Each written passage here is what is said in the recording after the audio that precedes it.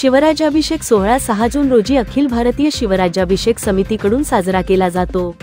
या सोहळ्यासाठी मागील वर्षीचा गर्दीचा उच्चांक मोडून रेकॉर्ड ब्रेक गर्दी होणार असल्याचा अंदाज असून संघर्ष योद्धा मनोज जरांगे पाटील यांची विशेष उपस्थिती रायगडावर शिवराज्याभिषेक सोहळ्यानिमित्त असणार आहे।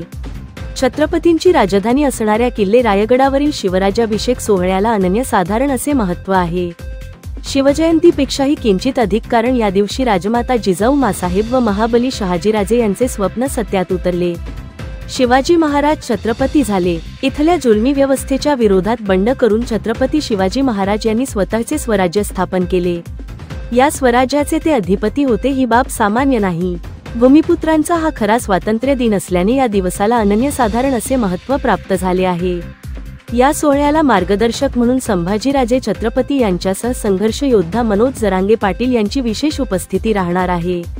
किल्ले रायगडावर साजरा होणाऱ्या शिवराज्याभिषेक सोहळ्याला मनोज जरांगे पाटील यांच्या उपस्थितीमुळे राज्याच्या विदर्भ, मराठवाडा, उत्तर महाराष्ट्र, पश्चिम महाराष्ट्र यासह मुंबई, ठाणे, पुणे व कोकणातून मनोज जरांगे पाटील यांचे कार्यकर्ते मोठ्या प्रमाणावर रायगडावर उपस्थित राहणार असल्याने मागील वर्षी शिवराज्याभिषेक सोहळ्याला असलेल्या गर्दीपेक्षा चालू वर्षी गर्दीचा विक्रम होण्याची शक्यता निर्माण झाली आहे।